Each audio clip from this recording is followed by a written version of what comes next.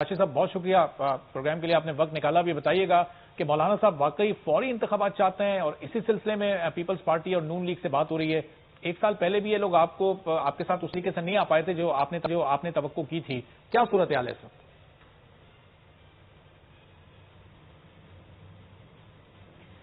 सबसे पहले तो मैं आपका शुक्रिया अदा करता हूं कि आपने इस अहम मौजू पर मेरा ओपिनियन कौम तक पहुंचाने का मुझे मौका दिया।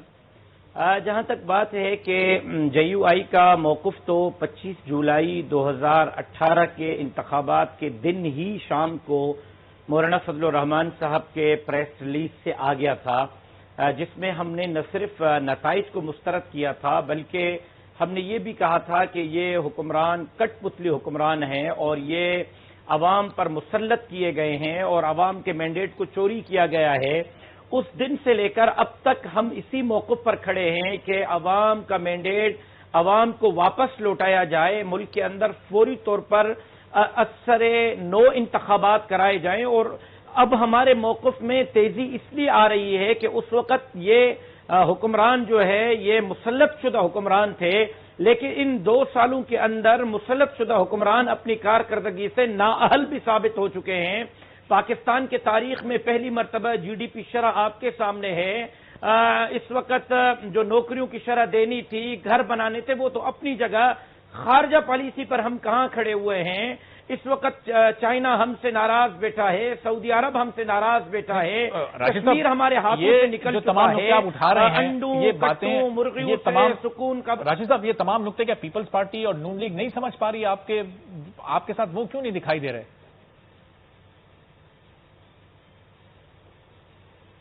देखें, इस बात पर तो अभी हालिया मौक़िफ़ आपके सामने आया है जमीयत उलमा इस्लाम का।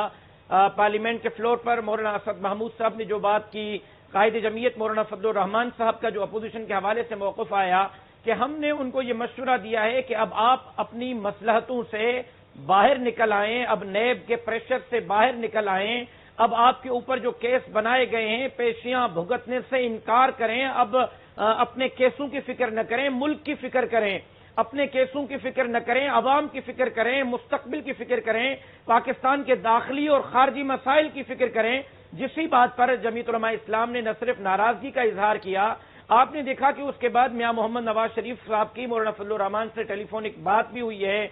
उन्होंने अपने बाहर रहने की वजह से, बीमारी की वजह से, हुकूमत के साथ बिलों पर मिलकर बैठने की वजह से न सिर्फ मौलाना फजलुर रहमान से माजरत की है, बल्कि उन्होंने ये यकीन दहानी कराई है कि अब जो पिछली चीजें हुई हैं वो दोबारा आइंदा नहीं दोहराई जाएंगी। बल्कि उन्होंने आगे ये ख्वाहिश का इजहार किया है कि रहबर कमेटी का इजलास बुलाया जाए और रहबर कमेटी के प्लेटफॉर्म पर जो भी आइंदा के मामला तय होंगे हम माजी को नहीं दोहराएंगे, आगे चढ़ने की आपसे वादा करते हैं। तो मेरा ख्याल यह है कि अब अपोजिशन की जमातें अगर संजीदगी से एक मरतबा फिर मिल बैठती हैं तो अपने मकासद को अचीव करने। लेकिन राशिद साहब, बड़ी अगर गुज़िश्ता साल के इन दिनों को हम याद करें तो इसी तरह के मनाजिर थे, यही सूरत हाल थी।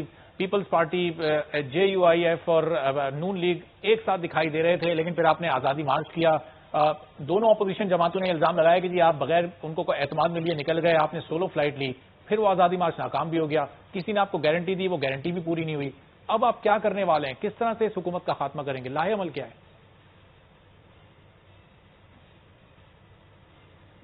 देखिए, मैं 2 बातें अर्ज करना चाहता हूं। पहली बात यह है कि जमीयत उलमा इस्लाम ये समझती है कि इन नाअहल हुक्मरानों को जो कल 2 साल पूरे हुए और कल उन्होंने 2 साल पूरे किए, ये उनकी कारकर्दगी की वजूहात नहीं थी, अपोजिशन की मसलहतों की वजूहात थी। अगर अपोजिशन मसलहतों का शिकार न होती तो शायद ये 2 साल पूरे न कर पाते।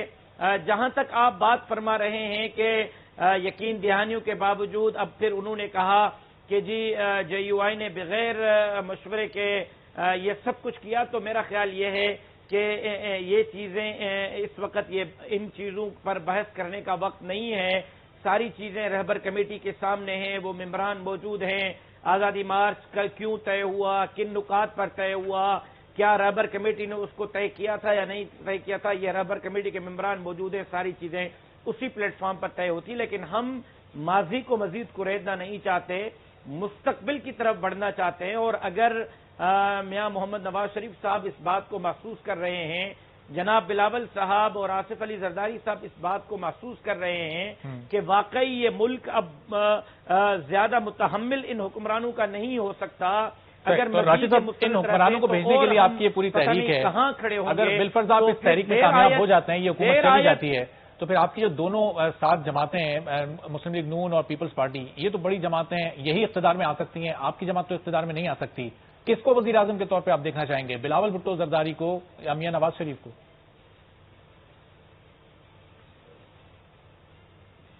بہت اچھا سوال کیا آپ نے. میں تو مولانا فضل الرحمان کو وزیر اعظم کے طور پر دیکھنا چاہوں گا, لیکن آپ نے جس طرح سوال کیا ہے اس کا جواب یہ بنتا ہے کہ عوام جس کو منتخب کرے, عوام کو ووٹ پر آزاد چھوڑا جائے.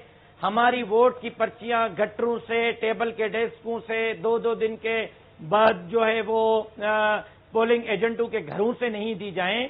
عوام کے ووٹ کا اختیار عوام کو دیا گیا ہے تو پھر نتائج اسی پر جس کو عوام منتخب ہو. تو راشد صاحب اب لگے تو یہ بھی بتا دیں 2008 سے 13 تک پیپلز پارٹی کی حکومت رہی, 2013 سے 2018 تک نون لیگ کی حکومت رہی, اور 2018 سے اب تک پی ٹی آئی کی حکومت ہے.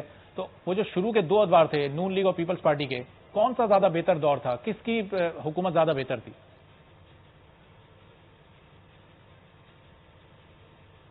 دیکھیں, اگر آپ کمپیئر کریں گے 2018 سے 2020 تک, تو اب یہ موقف صرف جمعیت علماء اسلام کا یا راشد سمرو کا نہیں ہے, پاکستان کا ایک ایک عوام یہ کہہ رہا ہے نون لیگ کے جو دور حکومت ہے ان میں سے کون سا بہتر تھا آپ کی نظر میں, آپ کی جماعت کی نظر میں؟ اس کے کمپیئر میں وہ دونوں دور بہت اچھے تھے. اس کو واپس لے لیں, ان دونوں میں سے جس کو لے آئیں, عوام اس کو قبول ہٹا دیں, لیکن کم سے کم ان کو سائڈ میں کر دیں. ان کو تو آپ گھر بھیج رہے ہیں. ان دونوں میں سے کون زیادہ بہتر تھا جو آگے ملک کو مشکل صورتحال سے نکال سکتا ہے؟ انڈے کٹے مرغیوں اور لنگر خانے پہ عوام اب نہیں چل سکتا. اب عوام واپس پرانی پوزیشن پہ جانا چاہتا ہے. نواز شریف آ جائے, زرداری آ جائے, پرانی پوزیشن پہ لے جائیں, ہمیں اس لنگر خانے سے باہر نکالیں, ان انڈوں کٹوں اور مرغیوں سے باہر نکالیں, جی ڈی پی کی شرح جو مائنس پہ چلی گئی ہے اسے باہر نکالیں. لیکن راشد صاحب ابھی آپ اپنی گفتگو میں ہی کہہ رہے تھے کہ ان کو اپنے کیسز کی فکر ہے, ان کو عوام کی تو فکر ہی نہیں ہے. ایسے لوگ کی حکومت آپ لانا چاہ رہے ہیں جو اپنے کیسز کی فکر کر رہے ہیں, جن کو عوام کی کوئی فکر نہیں ہے. آپ ان سے درخواست بھی کر رہے ہیں کہ عوام کی فکر کرو. میں نے آپ کو کہا کہ میں مولانا فضل الرحمان کو وزیر اعظم دیکھنا چاہتا ہوں. ٹھیک ہے, چلیں, بہت شکریہ راشد محمود سمرو صاحب. آپ چاہتے ہیں کہ مولانا فضل الرحمان اس ملک کے وزیر اعظم, ظاہر زمینی حقائق کو بھی دیکھنا پڑتا ہے. سبسکرائب کریں اور بیل دبائیں تاکہ کوئی خبر رہ نہ جائے.